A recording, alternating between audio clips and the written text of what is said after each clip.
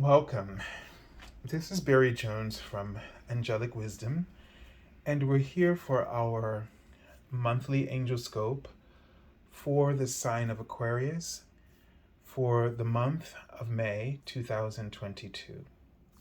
So, as we begin, I'd just like to welcome everyone who's returning to this series and to anyone who may be new to my channel. And first of all, just get this part out of the way. If you haven't subscribed to my channel yet, please make sure that you do, and to select the all notification bell, and to like this video at the end and leave any comments. First of all, as that helps with the algorithms for generating my channel in terms of putting it out there, but also keeps the content in your own feed, and will also share with you information that is similar to it in other channels. So I've had some people just, say they found me again, which means I've been hearing that that YouTube might be accidentally unsubscribing or changing the notifications. I've noticed that my all notifications have been changed for channels, because I always select all notification and I go back in and it's not selected. So just be aware of that, okay? That's happening. Also, if you would like an angel reading with me, you can go to my webpage, theangelschool.com/services, and for this year, since it's my 10th anniversary year, I'm offering my first time promotional offer reading for the entire year, and it's unlimited, okay? And also, if you haven't seen the monthly general reading for May, I'm posting it in the description area below. So you'll see that link. You can watch it now or you can watch it afterwards, but make sure that you'll check it out. And finally, let's look at the format here. The card in the center will be a message from the Archangel that you'll be working with. And I'm seeing Raphael, I don't know, and the Archangel on the two cards flanking will be from the your guardian angels and the angel, about the Major Arcana lesson and the Minor Arcana lesson. That's the bigger picture, bigger theme or influences, and then how those things are playing out in your day-to-day awareness. And I've already seen several things here, very clear things about water, about eating, fresh vegetables. They wrote light because of the light frequency in their live, uncooked state, and also a bottle of wine. But I'm not quite sure which direction they were going to go with that, but we'll find out. So let's take a deep breath.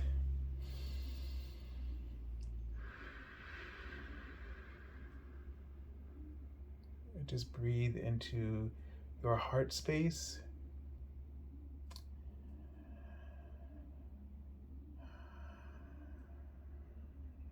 Okay, and they're showing me, the first thing they showed me was, this is really weird to say, but they showed me a naked behind, but it was like a very fit bubble, but so I don't know why, and there was just a t-shirt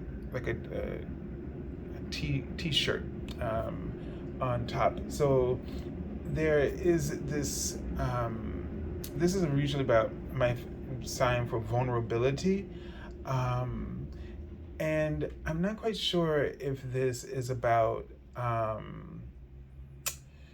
fitness or weight in particular, or the desire. They wrote the word legacy in front of me, so that there's a desire to a goal of working towards being fit. Now, this usually represents emotional vulnerability. So, and maybe what they're saying is that there are some, if you make the relationship to emotional fitness, okay, which is going to create some vulnerability here, because you'd have to be aware of the emotional relationship to the things that you're eating and the things in your other habits, become aware of the emotional relationship. So you might do something because you think it makes you feel good, but also access the before and after,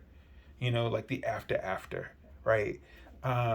Does it still leave you with that feeling? And what are the results of how that emotion is impacting you in your health, in your vitality, etc.? They showed me sort of like three gateways that are connected, and it gives me a sense of choice. Like they're like you have these three paths that you could choose from, and they're writing the word manifestation. I feel like when they wrote that the potential is there to manifest any outcome that you desire, but there's also to manifest what you don't desire. And it's because emotionally your connection is so strong either way. So whether you feel defeated or you feel hope or you feel confident, those might be the three gateways. And based on which you choose, it feels like these three gateways is leading to the same path of happiness and fulfillment, but you have to choose the way that you want to get there. Now, I saw the angel number 300 on a tree. It's a very strong trunk and wide. And it says, the ascended masters and God support, surround, protect, and love you unconditionally, now and always. So I get a feeling like it doesn't matter it doesn't matter whatever outcomes that you choose, whether they're, going to be wonderful for you or not, you are always going to be loved unconditionally. So why not connect into that unconditional love? Why not choose this way as a path to heal, Aquarius, okay? Choose this path of unconditional love. So focus on, being emotionally fit, which is unconditional love for yourself. And this doesn't mean, okay, yeah, so I can't fight this, I'm just going to let it happen, right? Because the thing is, you're not going to feel unconditionally loved in that choice. Because you're giving, you're giving up, and you're denying yourself what you truly want. And that's the only reason that you feel miserable, because you are denying yourself the truth, first of all. And what you're believing about yourself is not the truth. And what God and the angels believe about you is the truth. And there's a conflict. So whichever way you point yourself, you'll either be in conflict with your truth, or you'll be in conflict with the lie that you're trying to convince yourself to believe. And so the only way is the truth, to be honest with yourself. That's the only path forward. And so be honest about yourself. Why are you doing that? And why are you choosing that habit versus another you could choose? So maybe your habit is compensating. Why don't you look for the habit that isn't compensating, but is actually an investment in the joy and the happiness that you deserve? And pay attention to how it makes you feel before and after. In most cases, the before, it's going to be an illusion, like in terms of, especially if it's an unhealthy thing. Afterwards, you'll feel the result, and you won't be happy with your choice. So get used to making choices that make you happy before and after. And then you'll know that you've chosen the path that is on your truth. Be aware of excessiveness, because that could play against you in either way. Like, too much of any good thing, right? And you say, well, that makes me happy after, but then something about it eventually shows up much later. Like, you can go out and say, oh, I bought a whole bunch of new clothes, and you'll feel good for months after you wear it, and then a few months later the bill comes in, right? And you aren't able to pay it all off like you would like. So do things in moderation. Even the good habits have to be done in moderation. And trying to change an old habit that's not healthy for you has to be done in moderation. Okay, so here we go, Archangel Raphael. And it says, see with enlightened eyes, open to abundance. And your path of truth is the path towards abundance, because everything is now in balance, everything is emotionally fit, and everything is clear and honest. And you got there, you became emotionally fit by being emotionally honest with yourself and looking at and honoring what your truth is, even if you find it difficult to accomplish. All right, let's take a look at the card. So this is the Chariot card, the energy that you're working with this month, and it's about willpower. And it says that you have it, the willpower to do this.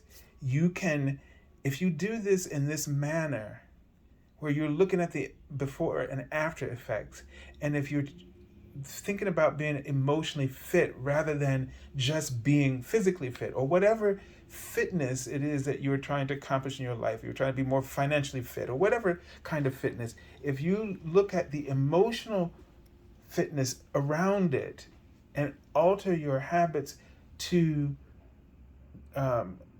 make you emotionally fit to have fitness in finance or health or love, etc., then you will find yourself being more successful, more determined, and more purpose-driven.